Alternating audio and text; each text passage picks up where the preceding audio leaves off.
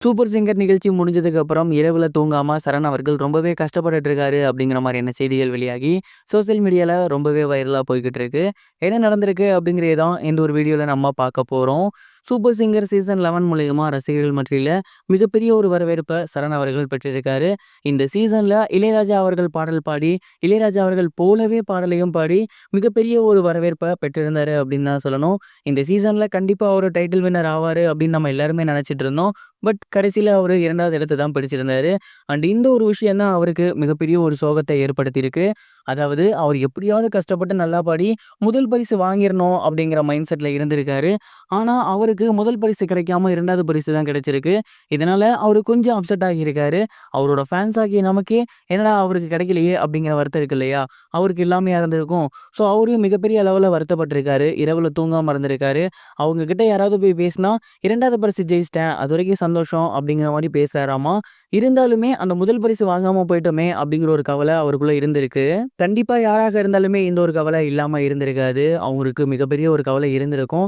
இருந்தாலுமே சரண் அவர்கள் அவரால முடிஞ்ச அளவுக்கு எஃபோர்ட்ட போட்டிருந்தாரு. ரொம்ப சூப்பரா பாடியிருந்தாரு. அண்ட் இந்த சீசன்ல பீப்பிள்ஸ் ஃபேவரட்டாவுமே மாறியிருக்காரு. அண்ட் இந்த ஒரு டைட்டில் கிடைக்கலன்னா என்ன, கண்டிப்பா மக்கள் மத்தியில அவருக்கு மிகப்பெரிய ஒரு வரவேற்பு கிடைச்சிருக்கு அப்படிங்கிறதுல எந்த ஒரு சந்தேகமும் கிடையாது. இந்த ஒரு சான்ஸ ப்ராப்பரா யுட்டிலைஸ் பண்ணி, இன்னும் கொஞ்சம் சினிமாக்கு தகுந்த மாதிரியான பாடல்கள கத்துக்கிட்டு, தொடர்ந்து இதுக்கப்புறம் அவரு ஏகப்பட்ட சினிமால பாடணும் அப்படிங்கிறது தான் நெறைய ரசிகர்களோட ஆசையா மாறியிருக்கு. ஆனா, அவங்க பெற்றோர்களுக்கு இப்ப இவரு இப்படி கலக்கத்துல இருக்காரே அப்படிங்கிற ஒரு வருத்தம் இருக்க தான் செய்யுது. யாருக்கா இருந்தாலும் அது இருக்கும். இல்லன்னு சொல்ல முடியாது. ஸோ இப்போதைக்கு இன்னும் கொஞ்ச நாள் அவருக்கு அந்த வருத்தம் இருக்கும் அப்படிங்கிறதுல எந்த ஒரு சந்தேகமும் கிடையாது. ஆனா ஆஃப்டர் தட் டேஸ் நம்ம சொன்ன மாரியே அவர் சினிமால ஜொலிக்கிறதுக்கு கண்டிப்பா முயற்சி பண்ணுவாரு அப்படிங்கிறதுல சந்தேகம் இல்ல. சரண் அவர்கள் செகண்ட் பிரைஸ் வந்தத பத்தி நீங்க என்ன நினைக்கிறீங்க? அவர் முதல் பரிசு வராதது நியாயமா? மறக்காம கமெண்ட் பாக்ஸ்ல ஷேர் பண்ணுங்க.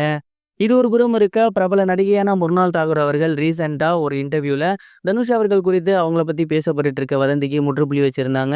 குறிப்பா அவங்க என்ன சொல்லியிருந்தாங்க அப்படின்னா, முர்னால் தாகூர் ஆகிய நான் இன்னைக்கு ரசிகர்கள் மத்தியில மிகப்பெரிய ஒரு வரவேற்பை பெற்றிருக்கேன்னா, அது சாதாரணமான விஷயம் கிடையாது. இந்த ஒரு இடத்துக்கு வரதுக்கு நான் பல வருடங்கள் கஷ்டப்பட்டு உழைச்சிருக்கேன்.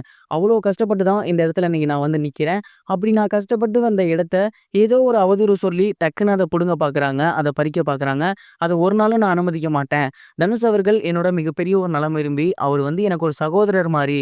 கண்டிப்பா அவர வச்சு இப்படி பேசுறது எனக்கு மட்டும் இல்ல, அவருக்குமே மிகப்பெரிய ஒரு கலக்கத்த ஏற்படுத்தியிருக்கும். எங்களுக்குள்ள ஒரு நல்ல சகோதரன், சகோதரி உறவு மட்டும் தான் இருக்கு. நீங்க நினைக்கிற மாரி கிடையாது. தயவு செஞ்சு இந்த மாதிரி பொய்யான செய்திகள பரப்பாதீங்க அப்படிங்கிற மாரி சொல்லியிருந்தாங்க. இந்த ஒரு விஷயத்துக்கு முன்னாள் தகவல் அவர்கள் முற்றுப்புள்ளியும் வச்சிருக்காங்க.